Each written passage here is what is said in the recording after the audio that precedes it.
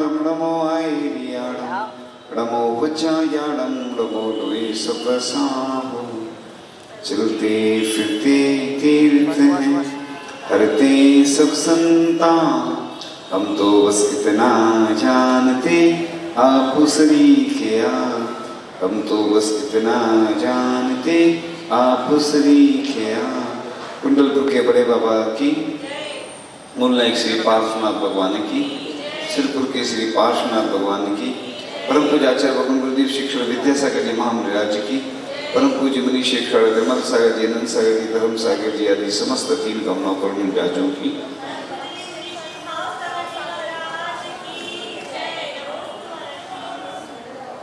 कई दिनों से चर्चा चल रही है हम जीवन को कैसे उन्नत बनाएं कि जिससे हमारे जीवन में पुण्य ही पुण्य की वृद्धि हो, क्योंकि पुण्य की वृद्धि हमारे जीवन में आवश्यक है।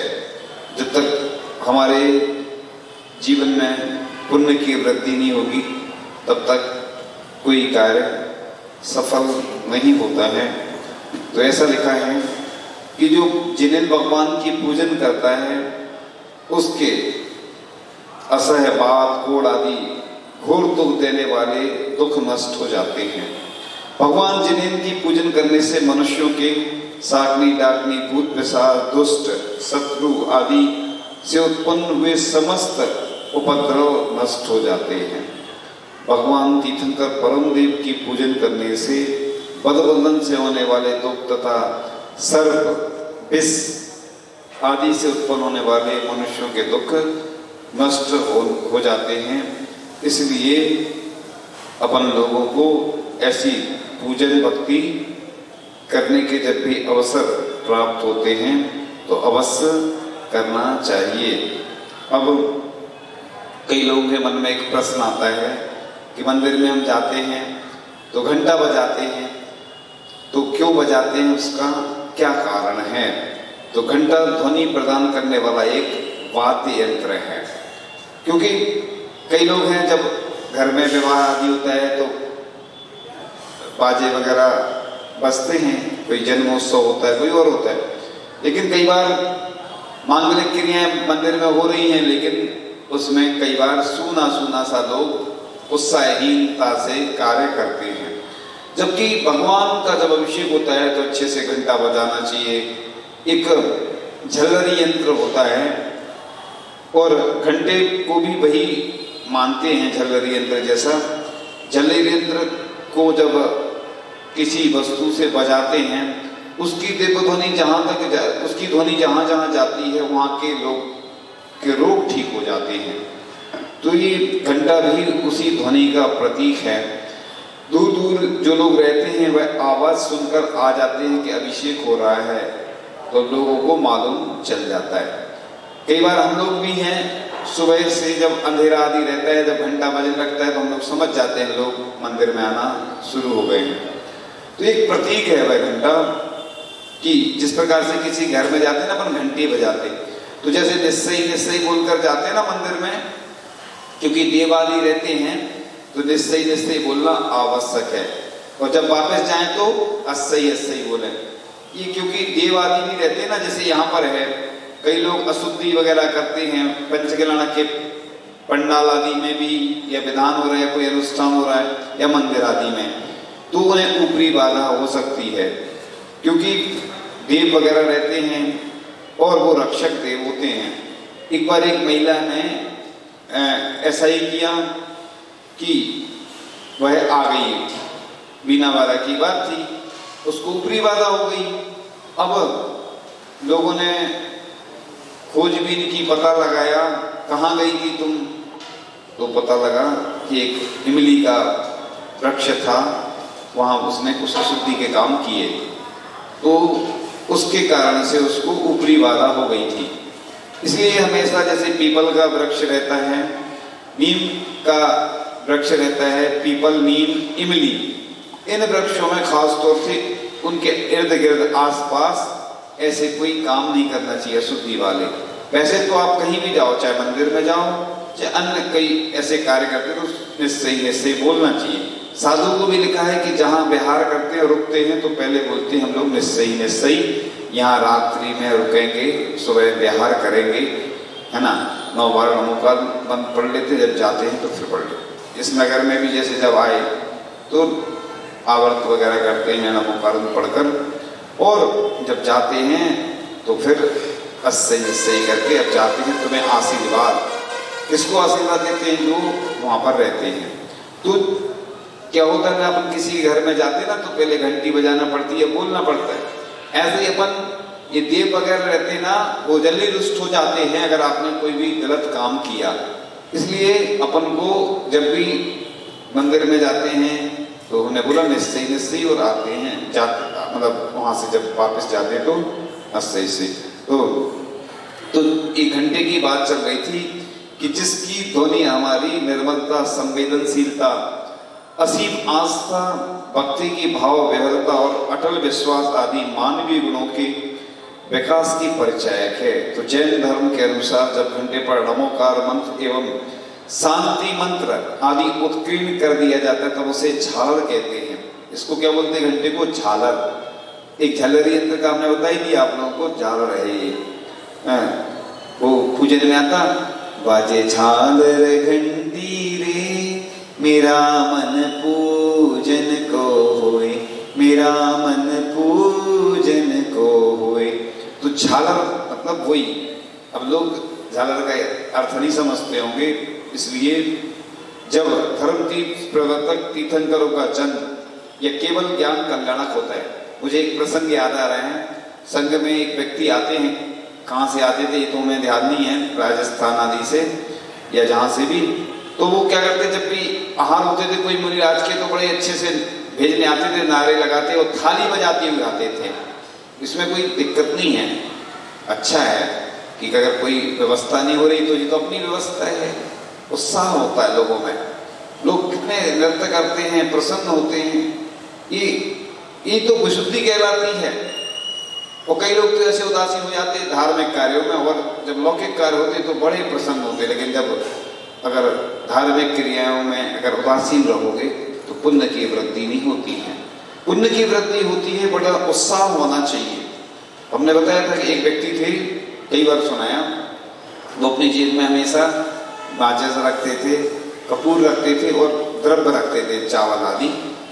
कोई भी महाराज जी रास्ते मिले तो तुरंत उनने चावल चढ़ा दिया और आरती कर ली।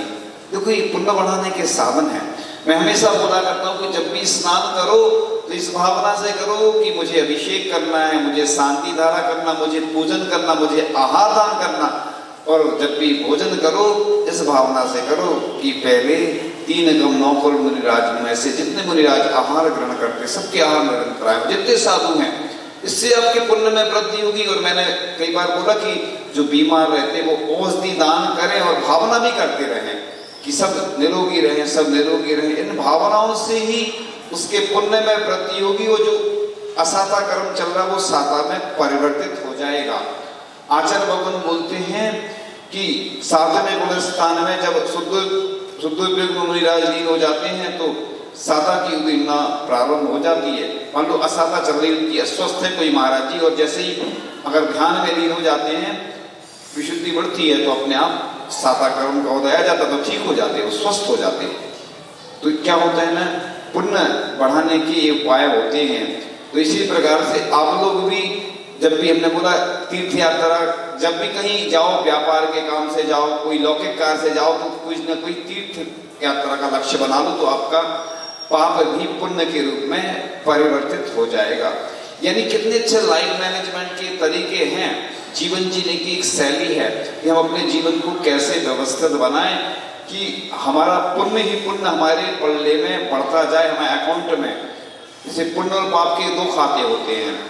जैसे अपन क्या करते हैं कि कोई उधार ले जाता है तो उसके नाम में लिख दे जमा, उसको बोलते हैं डेबिट क्रेडिट। ऐसे पुण्य और पाप के खाते होते हैं। अब एक व्यक्ति है, एक हॉल में जा रहा है, वो अंधा है और दरवाजा ढूंढ रहा है ऐसे करके, और जैसे ही दरवाजा आता है उसको खुजली चलने लगती, तो खुजली चलने में वो खुजली चलती है तो वो हाथ रखना भूल जाता है, तो दरवाजा निकल जाता। ऐसे ही हमारे साथ हो रहा है। 84 लाख योनि में भ्रमण करते आ रहे हैं। जैसी दरवाजा तब मनुष्य पर्याय मिलती है तो हम पंचेंद्रिय के विषयों में बस लिप्त हो जाते हैं और दरवाजा निकल जाता है। तो पुण्य और पाप की चर्चा चल रही थी। आप देखते होंगे कि कई लोग ऐसे हैं जो जिन्होंने पूर्व जन्म में बहुत पुण्य के कार्य किए और वर्तमान में पाप के कार्य कर रहे हैं, लेकिन फिर भी अच्छे फल फूल रहे हैं। एक अक्सर लोग हमसे प्रश्न पूछते हैं कि महाराज जी ऐसा क्यों होता है कि वर्तमान में वो गलत काम कर रहे हैं और बहुत धन है उनके पास और उनकी बहुत प्रसिद्धि है। तो हम हमेशा एक ही बात कहते हैं कि अभी पूर्व जन्म में उसने पाप कर्म कम किए होंगे, पुण्य ज्यादा किए, वो वर्तमान में वह पाप के कार्य कर रहा है, लेकिन उसका पूर्व जन्म का जो पुण्य है वो उदय में आ रहा है। इसी प्रकार से वर्तमान में कोई पूजन न कर रहा है, खूब आहार दान दे रहा है, खूब दान कर रहा है, लेकिन वर्तमान में उसकी स्थिति उतनी अच्छी नहीं है क्योंकि उसने पूर्व जन्म में पाप के कार्य किए थे, लेकिन वर्तमान में पुण्य के काम कर रहा है। ये क्या होता है, कर्मों की एक आवादा होती है। आवादा जानते ना, बीच में अगर आवादा नहीं पड़े, जैसे आपका पुण्य एक साथ आ जाए उदय में, आपके पास इतना धन वैभव इतना आ जाएगा कि आप, कई लोगों को अटैक आ जाता ना, जैसे एकदम घबरा जाए देख के, इतना सारा धन आ जाए, इतनी सारी कार आ जाए। कई बार होता है लोगों, जैसे आपके सामने खूब सारा भोजन रख दिया जाए, आप नहीं खा पाओगे एक साथ, खाओगे तो एक बार, है ना। चौके में होता ना, लोग महाराज जी ले लो, सब लोग एक साथ निवेदन करते हैं, लेना तो हमें एक बार में एक ही व्यक्ति से है, एक ही वस्तु एक साथ कैसे ले पाएंगे, तो हम लोग कहते तभी लोगों की भावना ये होती कि हमें जल्दी जल्दी महाराज जी ले ले। ऐसे ही क्या होता है कि पाप कर्म का उदय भी एक साथ नहीं आता है। अगर मान लो आपके एक साथ कर्म, आप देखो कोई भी व्यक्ति बीमार होगा तो कितने लोग एक साथ रहते हैं, 2 या 4 5 से ज्यादा लोग, हमने तो नहीं सुना अभी तक। एक साथ अगर 5 लोग, वैसे तो 5,68,99,584 प्रकार के रोग होते हैं, एक साथ आते नहीं। एक अंगुल में 96 रोग होते हैं, नारकियों को भी होते हैं, और तो एक साथ नहीं आते। ऐसे ही आवादा पड़ जाती बीच में। तो आपका पुण्य हो या पाप, बात चल रही डेबिट क्रेडिट की, तो दीपावली में जैसे अपन क्या करते हैं, क्लोज कर देते हैं अकाउंट अपना, ऐसे ही पाप और पुण्य दोनों का अपन अगर पुण्य के कार्य करेंगे तो स्वर्ग ऊपर की ओर उठ जाएंगे, और पाप के कार्य करेंगे तो नीचे की ओर जाएंगे। और अगर ज्यादा ना पुण्य करेंगे ना ज्यादा पाप, तो इक्वल यानी बैलेंस रहेगा अपना। जैसे तराजू रहता है ना, डामाडोल होता है, थोड़ा सा वजन इधर बढ़ गया तो इधर, ऐसे ही अपने पुण्य और पाप का खाता होता है। इसलिए अपन लोग हमेशा अच्छी भावना करें, सबके प्रति अच्छी सोच रखें, इससे अपना पुण्य प्रबल होगा। एक महिला थी, बूढ़ी अम्मा थी, वो जा रही थी जंगल में, एक घुड़सवार निकला उधर से, उसने कहा बेटा ये हमारी पोटली ले जाओ और अगले गांव में छोड़ देना। तो घुड़सवार ने मना कर दिया। घुड़सवार जो घोड़े वाला था वो आगे पहुंचा, तो उसके मन में आया कि वो पोटली गुड़िया दे रही थी, अपन ले लेते और लेके रफू चक्कर हो जाते, भाग जाते, मतलब उसको नहीं देते वापस। तो जैसे ही वो वापस आता घुड़सवार और कहता है माँ जी वो आप पोटली दे रही थी, अब हमें दे दो। तो उस बूढ़ी माँ ने कहा जिसने तुम्हें बता दिया उसने हमें बता दिया। किसने बता दिया? किसने? मन ने। तो पहले उसके मन में भी गलत भाव नहीं थे, ना इसके मन में थे, गुड़िया के में भी नहीं थे, उसके में भी नहीं थे। जैसे ही उसके मन में गलत भाव आए कि गुड़िया का जो पोटली है ना रफू चक्कर हो जाए, और वैसे ही गुड़िया के मन में भी आ गया, और गुड़िया ने कहा अब मुझे नहीं देना है। उसने गुड़िया ने वो पोटली नहीं दी। हाँ, तो ये प्रभाव होता है। मतलब अगर अपन अपने मन में गलत भाव आते हैं किसी के प्रति, तो उसको भी उसके प्रति भी, मतलब उसको भी अपने प्रति वैसे ही भाव आ जाते हैं। इसलिए बोलते ना जाकी रही भावना जैसी, जिसकी जैसी भावना होती है वैसे ही उसको फल मिलने वाला होता है। तो अपन चर्चा कर रहे थे कि धर्म तीर्थ प्रवर्तक तीर्थंकरों का जन्म या केवल ज्ञान कल्याणक होता है, तब स्वर्गों में घंटा ज्यादा अपने आप बजने लगते हैं। भगवान के चारों कल्याणकों में चारों निकाय के देवों द्वारा 12.5 करोड़ प्रकार के घंटादि वाद्य यंत्रों की ध्वनि की जाती है। समोसरण में भी ऐसे ही होता है। मागध आदि के देवते जो प्रचार प्रसार करते हैं, अपने यहाँ जो दिव्य घोष होते हैं ना, जो बच्चे बचाते हैं ना, अपने जैन समाज में तो कई लोग उनको कुछ और बोलते हैं, लेकिन ऐसा नहीं बोलना चाहिए। वो बाजे नहीं बोलते, उनको क्या बोलते हैं, घोष।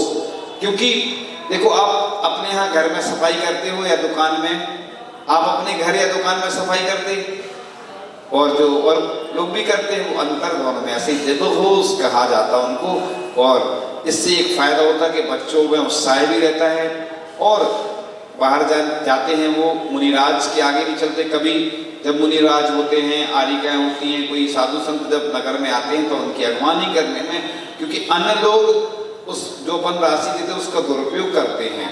क्या करते हैं, कहीं कुछ पीते हैं, कहीं कुछ खाते हैं जो अन्य लोग हैं। इसलिए ऐसे दिव्यघोष प्रत्येक नगर में होना चाहिए। जहाँ नहीं है वहाँ छोटे छोटे बच्चों के अच्छी टीम तैयार करके, और हमने देखा है कि जब भी मुनि महाराज यदि आते हैं आहार करके या जहाँ अगवानी होती है तो बच्चों में बड़ा उत्साह होता है और उनको प्रोत्साहन देना चाहिए। अपने समाज में एक बहुत बड़ी कमी होती है कि कोई भी व्यक्ति अगर किसी के अंदर कोई कला है तो उसको प्रोत्साहन देने वाले नहीं होते हैं, और दूसरी जगह लोगों को बड़ा प्रोत्साहन मिलता है, इसलिए लोग ऊपर उठते चले जाते हैं। हमारी तो यही भावना होती है, अगर किसी को पेंटिंग अच्छी आती है तो उसकी और अच्छी प्रशंसा करो, उसको थोड़ा प्रोत्साहन दो तो वो और अच्छे से सीख जाएगा और उसको बहुत अच्छा लगेगा। कोई गाने में, कोई भजन गाता है अच्छा, किसी के अंदर और भी कला है। अभी हमने कुछ दिन पूर्व बताया भी था कि पाठशालाओं के द्वारा एक ऐसी प्रतियोगिता होना चाहिए कि जैसे आचार्य जी के जो हाइकु हैं उन हाइकु के चित्र बनना चाहिए। और एक श्रवण सुत्तम नाम की पुस्तक है आचार्य जी की, हमारे पास उपलब्ध है।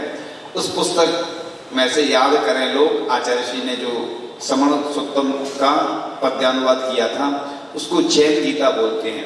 पहले आचार्य जी के समक्ष पहले उसका 24 घंटे से ज्यादा का पाठ होता था। पहले हमने जब संस्मरण पढ़े बहुत सारे तो आचार्य भगवान ने बहुत प्रोत्साहन दिया, लेकिन उसके बाद से जब से बंद हो गई उसकी परंपरा, लेकिन अब फिर से यह परंपरा हमें जागृत करना है कि पूरे देश की जितनी भी पाठशालाएं चल रही हैं, देश में आचार्य भगवान का जो आचार्य पद आरोहण दिवस 10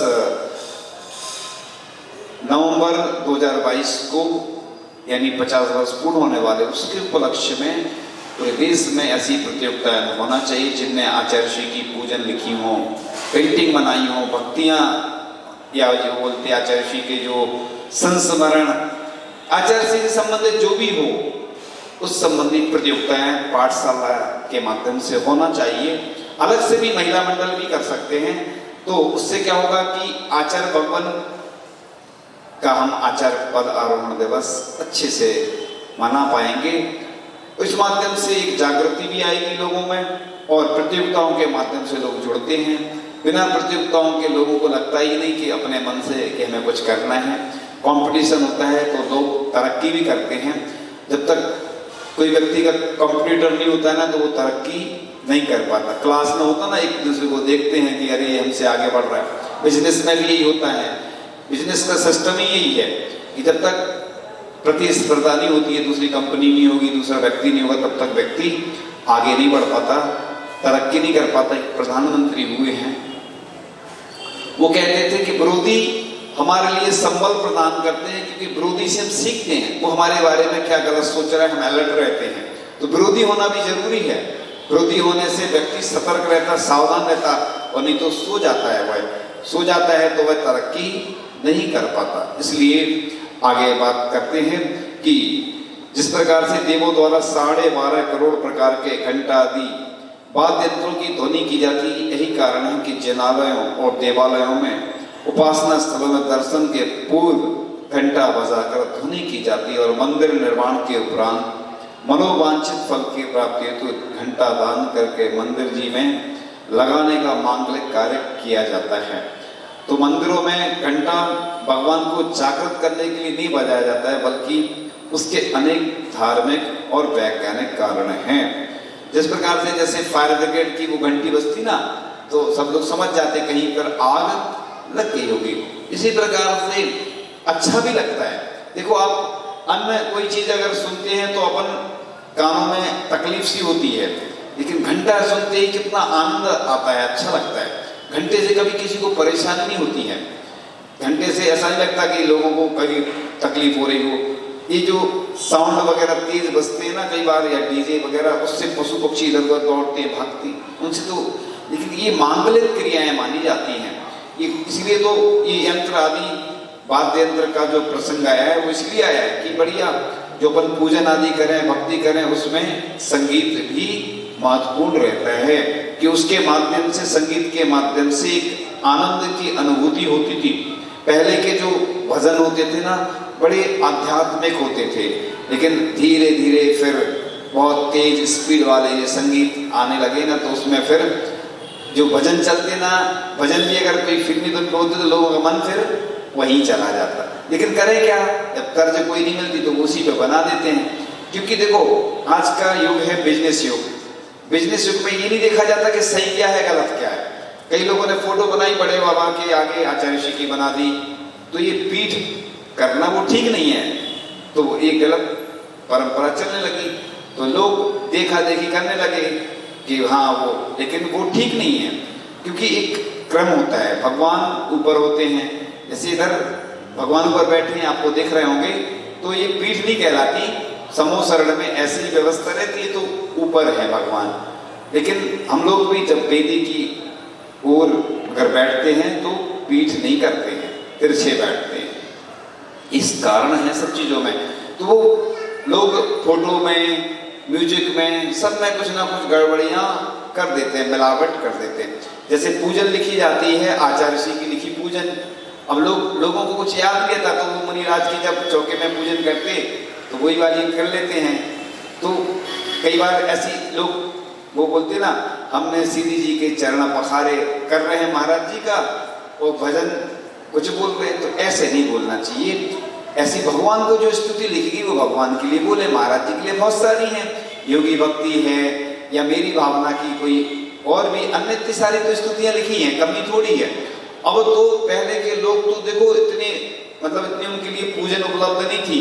आज तो इतने सारे विधान, इतनी सारी पूजन, इतनी सारी आरती, आचार्य श्री की भी लगभग हजारों पूजन से ज्यादा, 1500 में सुना था, अभी कोई ने बताया था, क्लियर जानकारी तो नहीं है लेकिन ऐसा सुनने में आया था। अब आचार्य श्री का वर्ल्ड रिकॉर्ड बन गया, यानी पूरे वर्ल्ड में सिर्फ आचार्य श्री के इकलौते संत होंगे शायद, ऐसी इतनी तो भगवान की भी लिखी होगी पूजन, इतनी आचार्य भगवान की पूजन लिखी गई, तो वर्ल्ड रिकॉर्ड बन गया ये।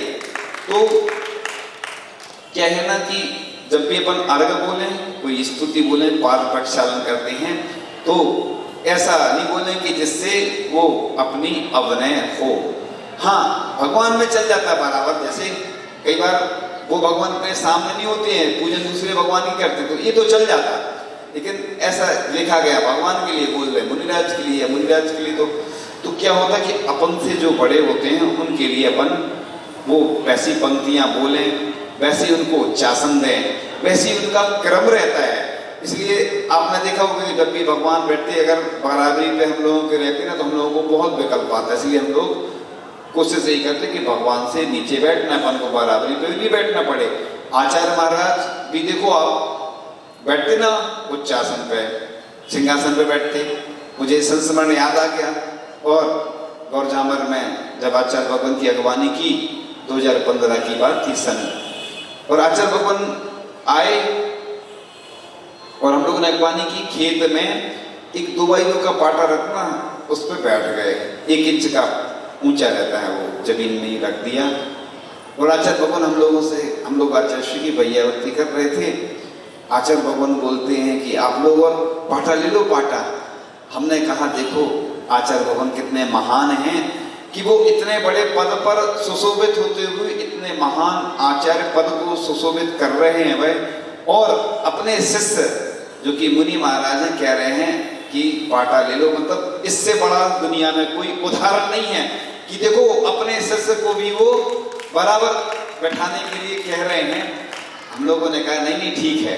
देखो हमने देखा आचार्य भगवान को कितनी निर्भीता। अभी कुंडलपुर में भी एक दिन वहां से आए, मंच से, जहां पर मंच बना हुआ था वहां से वापस आए। उस दिन आचार्य भगवान की जो भी शारीरिक अनुकूलता नहीं रही, और हमें शायद याद तो नहीं है कि शायद उस दिन जब प्रवचन करते करते आचार्य भगवान की आंखों में आंसू आ गए थे, उसी दिन की बात हो सकती है लगभग शायद। और आचार्य भगवान को हमने देखा कि हॉल में नीचे पार्टे पे बैठकर प्रतिक्रमण कर रहे हैं। शाम का वक्त था, हमने सोचा आज क्या हो गया, फिर बाद में जानकारी हुई कि कुछ विशेष बात नहीं थी, हमने कुछ और सोचा। हमने कहा आज क्या हो गया कि आचार्य भगवान मतलब ऊंचे तखत पे बैठते थे, आज उनको क्या विकल्प आ गया, नीचे बैठ गए। इतनी सरलता सहजता जिस व्यक्ति के अंदर होती है, वही व्यक्ति उच्च पदों पर सुशोभित होते हैं। ऐसे महान आचार्य भगवान जिनके बारे में जब भी कहा जाता बस लगता है कि बोलते जाओ, लोगों को भी लगता है सुनते जाओ। तो ऐसे आचार्य भगवान आज हमने जो बात की है घंटे की ध्वनि की, वह क्रम आगे वह जारी रहेगा। और आज एक भजन आप लोगों को सुनाते हैं। शायद पहली बार यह भजन आप लोगों को सुनने को मिलेगा। श्री पद्म प्रभु जी हमें आप तारे, हृदय में हमारे कृपा कर पधारे, करे रोज दर्शन जो भी तुम्हारे, दुनिया में उसके हैं बारे बारे, ज्योति हमारी प्रभु जी उजारे, हृदय में हमारे कृपा कर पधारे, चरण शरण पाने जिसने भी पूजा, उस सा नहीं कोई जग में हो दूजा, अपनी नजरिया हम पे भी डारे, हृदय में हमारे कृपा कर पधारे, जो भी तिरागी धरे रूप तेरा, उसको मिलेगा मन चाह डेरा,